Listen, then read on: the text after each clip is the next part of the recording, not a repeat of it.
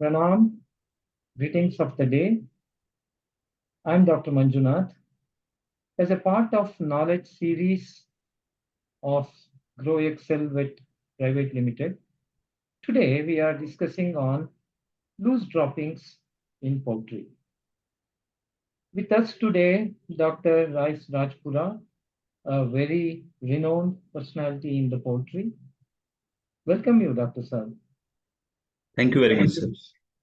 Dr. Rajpura obtained MASc and PhD in poultry science.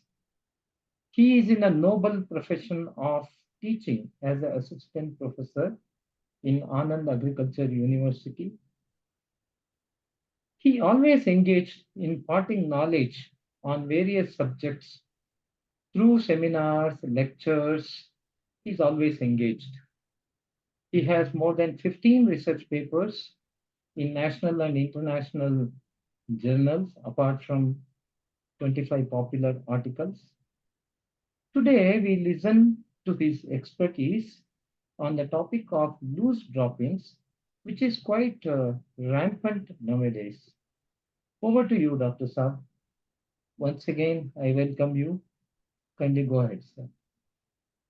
Thank you, sir.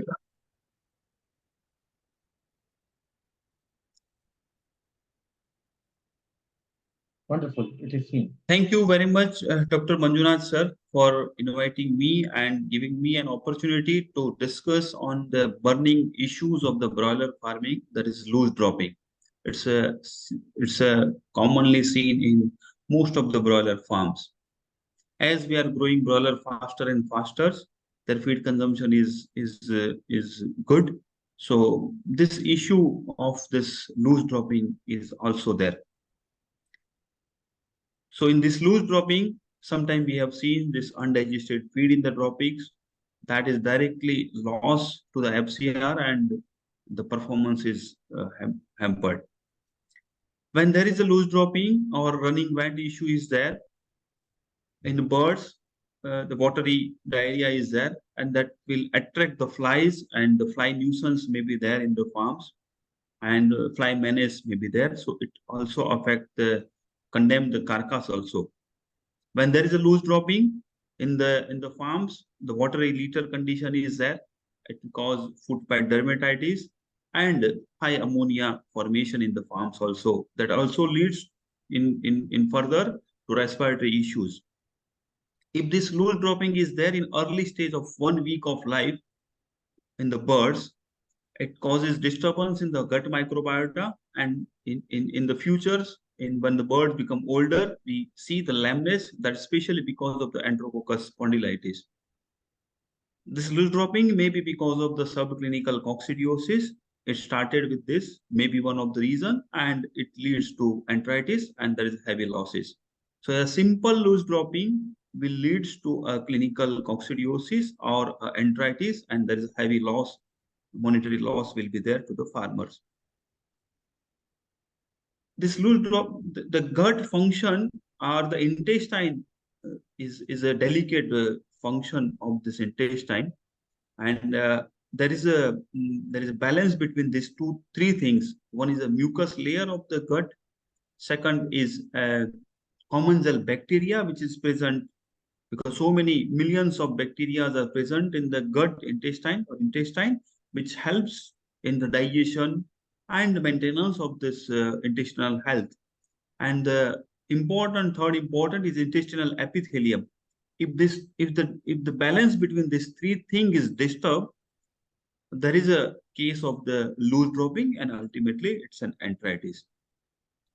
So we'll see what are the factors or what are the reasons why the delicate balance between gut microbiota, mucosal layers, and intestinal epithelium is disturbed. So one of the is a feed. So in feed, especially when we are looking with the feed, a low level of mycotoxins that is causing gut irritation and disturbance in the gut microbiota.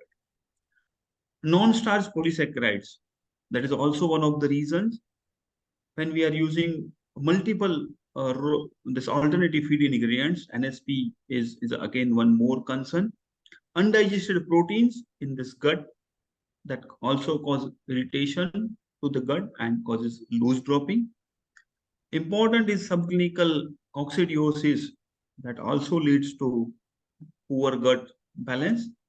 And this all when encounter, this will change in the physiological status, or physiological status of the gut is changed. Along with this, there is a disturbance in the microbiota, and there is a change in the immune system, and this all will leads to loose dropping. If this loose dropping issue will be continue, there is a more proliferation of the Clostridium perfringens bacteria, which produce net B toxins, and again, along with this, the Salmonella and E. coli, this all will leads to in future is a necrotic enteritis. So if we want to check this gut health issues, then we have to check the raw material, uh, especially oil quality, rancid oil, and feed quality. These three things we have to check if you want to rule out the issues of loose dropping in the farms. We have to check whether the birds are off fed or not, because in this condition sometimes body weight is higher in winter season, and we are off feeding the birds for 3, 4, 5, or 6 hours. This again, birds in this condition, bird will take the feed from the litter material, and that causing disturbance in the gut, irritation in the gut and disturbance in the gut. We have to check for the low level of mycotoxins, which is present in the always present in the feeds, that is or the mycotoxin is there or not. We have to check the subclinical coccidiosis, and if all these three things is good, then temporary we can treat the birds with the antibiotics like neomycin in morning waters and probiotics in evening waters for 4 to 5 days to check the gut health issues or loose dropping issues.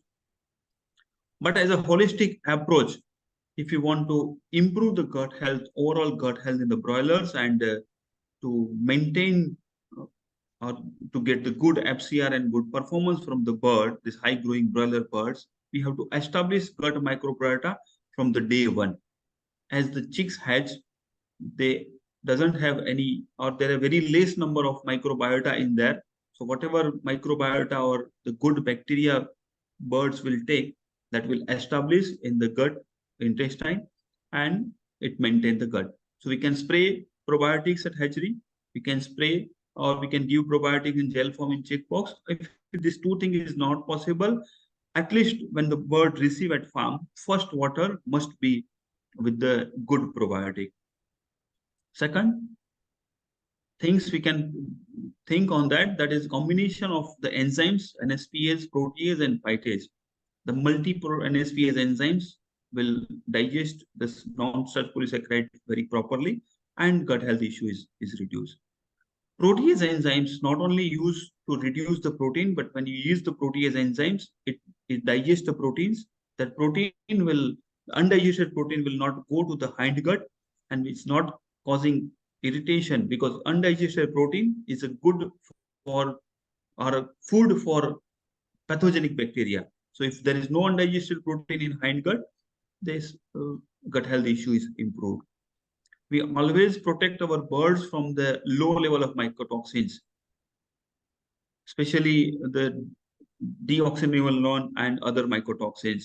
And that can, for this to control this mycotoxins, we approach multiple ways. We can approach like mycotoxin absorption, like clay and mannanoligosaccharides, and mycotoxin modifier will also help. We have to regularly check our anticoccidial programs and strictly follow the anticoccidial programs. In this, two golden rules are there. Don't use any chemical anticoccidial more than 3 months, and any inophores not more than 6 months. Along with all these things, we can use probiotics and prebiotics to maintain a healthy gut. Acidifiers, especially butyric acids and valeric acid, this helps in the villi growth and villi maintenance. Phytogenics like essential oils will help in the maintenance of the gut microbiota and to control this pathogenic bacteria. Thank you. This is all about the maintenance of good gut health and prevention of loose droppings in broilers. Mm, Thank you, sir. thank you. I have a small question within my Yes, sir. yeah. Um, my question is why it is rampant nowadays. Uh, this loose droppings nowadays it is becoming very common during this season. I don't know why it is happening right now. Sir, this It is is a seasonal seasonal or change. it is sorry. It is seasonal or anything related to season or it's a common problem. This modern broiler is consuming too much amount of feed, sir. Okay. When there is a slight change or disturbance in the microbiota, Mm. but don't stop to consume the feed. They are again consuming and consuming. So once Okay. the gut is slightly disturbed, even though Mm. we are feeding, our birds is try to get the feeds. In Mm. this case, there is a more undigested feeds and more gut irritation will be there. This is one thing, sir. Why it is more common in the broilers. It's not seen that much in the layers, but it's Okay. seen more in the broilers. This is one reason. And second, the alternate ingredients and the raw material quality which we are using in our feeds that is Okay. not up to the proper. Like always, we have a threat of low level of mycotoxins in the feeds Okay. and sometimes pesticides that leads Mm. to kidney damage and that Yeah. leads to watery diarrhea. Even low level of mycotoxin causes kidney damage and that leads to watery diarrhea. And that is Yeah. one of the reason in these seasons and especially when there is a compromised feed ingredients are there. Even the rancid fat and oil also causes irritation in the gut and causing loose droppings. Okay. Thank you. It is a seriously wonderful presentation. I think you have covered all the points, Dr. Sir. Thank you so much uh, for your time. I'm so overwhelmed. Thank you so Thank you much very much. and Thank Pranam, you. Pranam to you. Thank you. Thank you. Thank you.